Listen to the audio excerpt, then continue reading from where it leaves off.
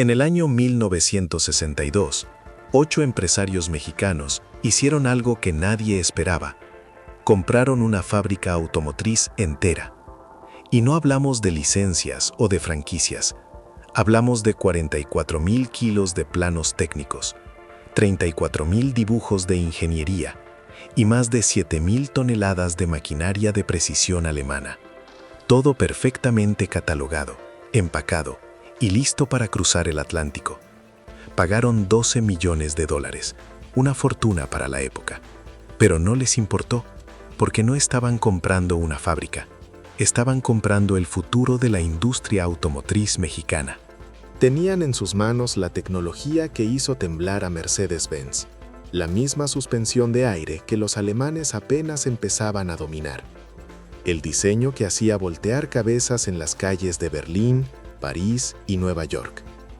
Este es el Borgward, un automóvil tan avanzado que muchos creen que fue destruido a propósito por sus competidores.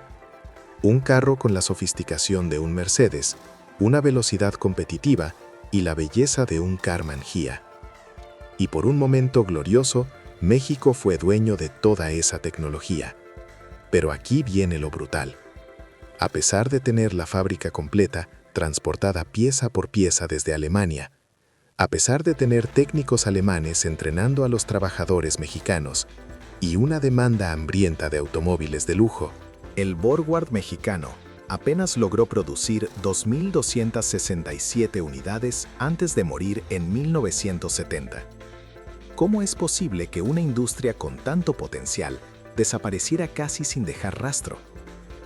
Para entender la historia mexicana del Borgward, primero hay que viajar a Bremen, Alemania, al año 1961.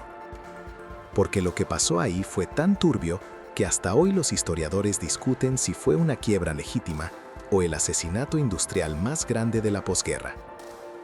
Carl Friedrich Wilhelm Borgward nació en 1890, cerca de Hamburgo, hijo de un vendedor de carbón. Era uno de 13 hermanos en una familia pobre.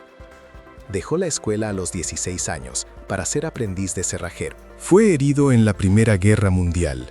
No tenía dinero, no tenía conexiones, no tenía educación formal, pero tenía algo más valioso: visión. En 1924, con 34 años, fabricó su primer vehículo, el Blitzkarren, un triciclo de carga perfecto para pequeños comerciantes. El servicio postal alemán lo adoptó y de repente estaba por toda Alemania. En 1929, en plena depresión económica, compró las acciones de la quebrada empresa Hansa Lloyd por una fracción de su valor, tomando el control total. Para los años 50, el grupo Borgward empleaba a más de 23,000 personas, el 20% de toda la fuerza laboral de Bremen. Producía vehículos bajo 4 marcas: Borgward, Hansa, Goliath y Lloyd. Sus camiones eran usados por el ejército. Sus autos económicos daban movilidad a la clase trabajadora. Y su joya de la corona, el Borgward Isabella, era uno de los sedanes premium más populares de Alemania. El Isabella, lanzado en 1954, no era un auto cualquiera, era una declaración de principios. Tenía una moderna construcción monocasco, un motor de 1.5 litros con 60 caballos de fuerza y suspensión independiente en las 4 ruedas. Sus frenos eran excelentes. Por dentro era espacioso, rápido y con acabados impecables. Costaba más que un Ford o un Opel, sí, pero mucho menos que un Mercedes 180. Su calidad justificaba cada marco pagado por él. Para 1959, Borgward celebraba su mejor año de ventas. Todo parecía ir sobre ruedas. Pero detrás de todo ese éxito, Carl Borgward tenía un problema fatal. Era un genio de la ingeniería, pero un desastre para la administración. En lugar de usar bancos, como cualquier empresario, prefería un método más arriesgado. Simplemente no pagaba a sus proveedores a tiempo. Para el otoño de 1960, debía más de 100 millones de marcos solo en láminas de acero y neumáticos. Y entonces la prensa olió sangre. En enero de 1961, la revista Der Spiegel publicó un artículo devastador. El reportaje aseguraba que la estructura de empresas separadas de Borgward lo dejaba sin efectivo y desorganizado. El daño a su reputación fue inmediato y brutal. El gobierno del estado de Bremen, cuyo partido político no simpatizaba con Karl Borgward, retiró un préstamo que le había prometido. Le dieron un ultimátum: entregar el control de la compañía al Estado o prepararse para el cierre. El 4 de febrero de 1961, después de una reunión de 13 horas, con la prensa hostil esperando afuera, Karl Borgward se rindió.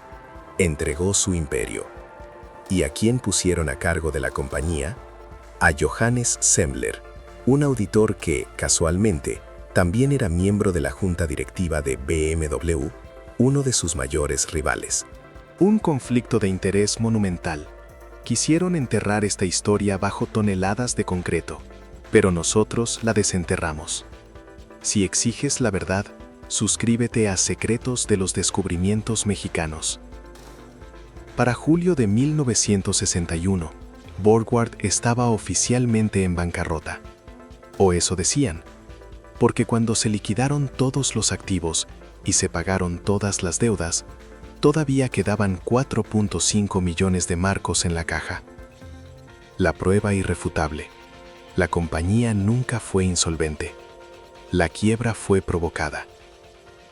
Hay evidencias de que otros fabricantes alemanes estuvieron involucrados en una conspiración para destruirlo. El prototipo de la nueva generación del Isabella fue robado de una habitación cerrada durante la liquidación. Algunos historiadores creen que esos fierros terminaron siendo la base del BMW 1500, lanzado en 1962. La antigua planta de Borgward en Bremen hoy pertenece a Mercedes-Benz. Karl Borgward murió en 1963, apenas 2 años después de perderlo todo, insistiendo hasta el final que su empresa era solvente, y tenía razón. México no compró una fábrica quebrada por incompetencia. México compró una industria que fue asesinada por sus competidores. Era un auto sin país.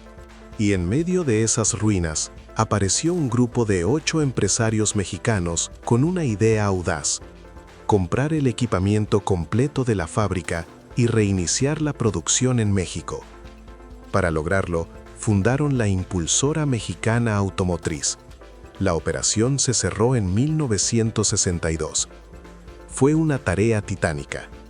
Tuvieron que catalogar 44,000 kilos de planos, revisar 34,000 dibujos de ingeniería y preparar el traslado de más de 7,000 toneladas de maquinaria, herramientas y equipo. El precio final fue de $12 millones. La noticia sacudió los círculos industriales y políticos de México. No era una simple planta de ensamblaje, como las que ya operaban en el país armando carros con piezas importadas. Esto era diferente. México iba a fabricar automóviles completos, con tecnología de punta. Pero había un problema gigantesco. Ninguno de los 8 empresarios sabía cómo fabricar o vender un solo coche. No tenían un terreno para la fábrica, ni un plan para encontrar la mano de obra calificada. Era un salto al vacío, impulsado solo por la determinación.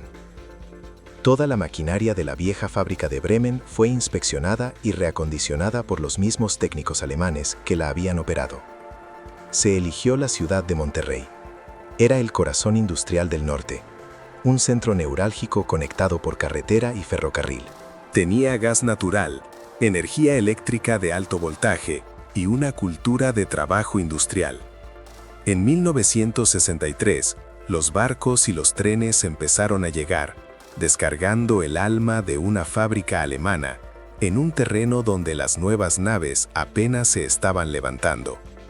El tamaño de la operación era épico. Desmontar una industria entera en Europa, cruzarla por el océano y volver a armarla, tornillo por tornillo, en México.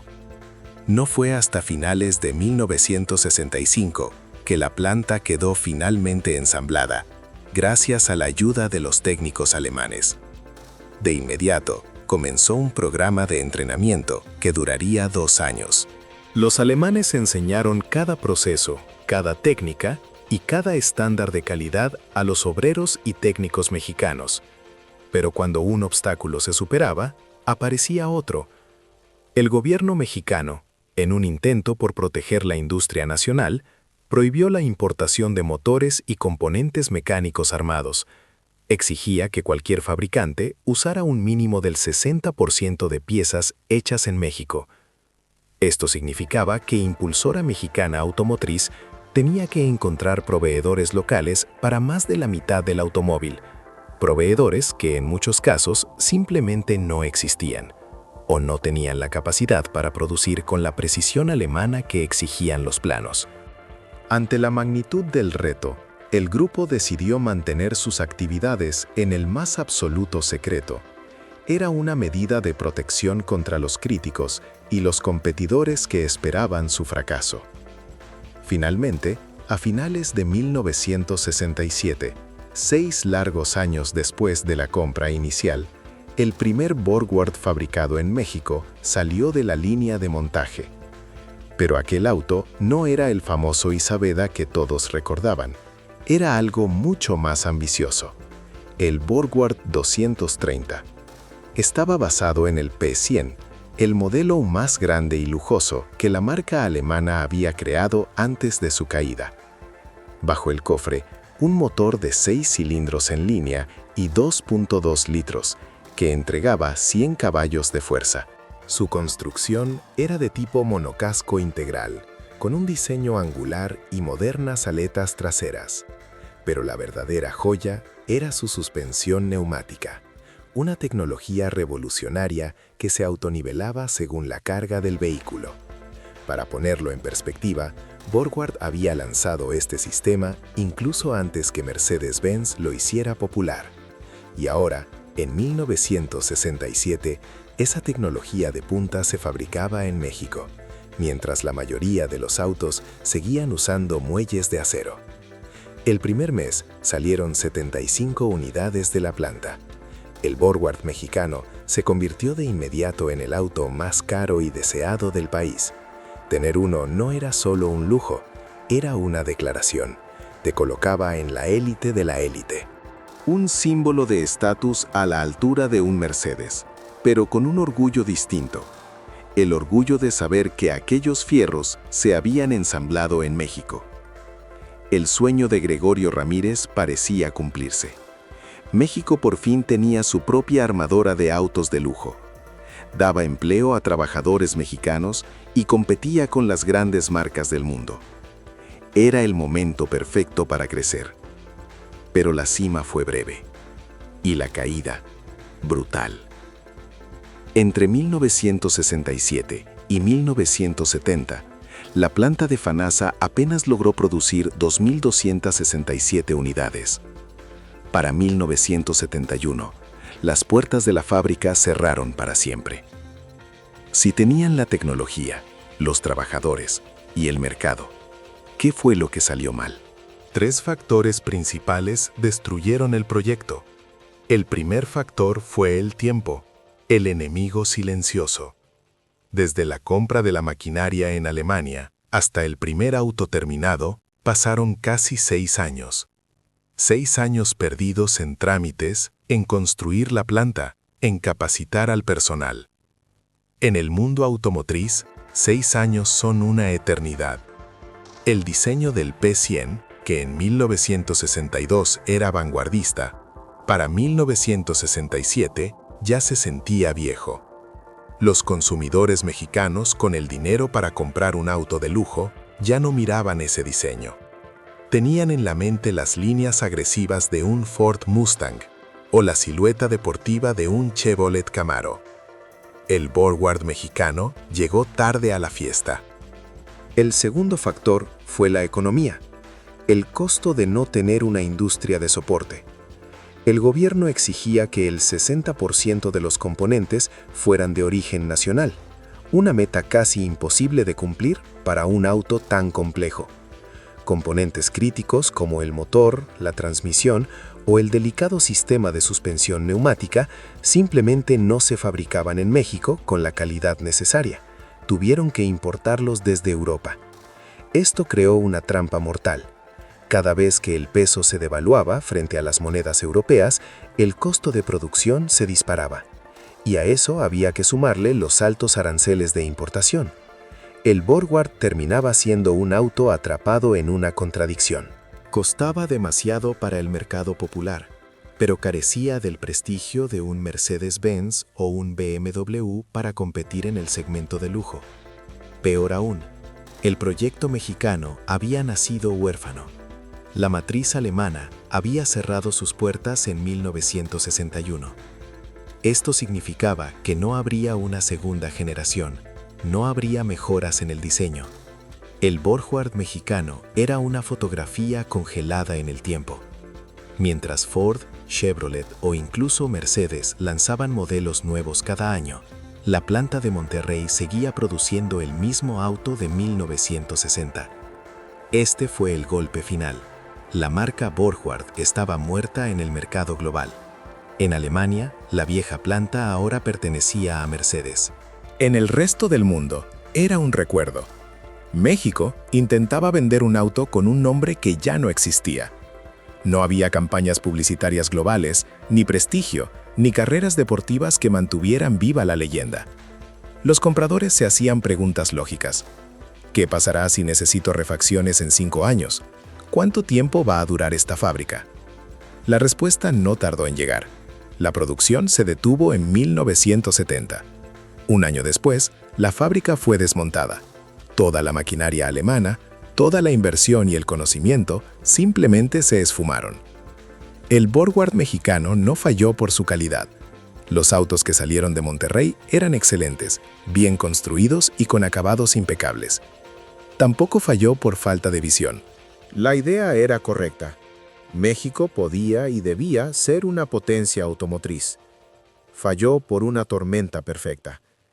El tiempo perdido en trámites aduanales mató la novedad del diseño.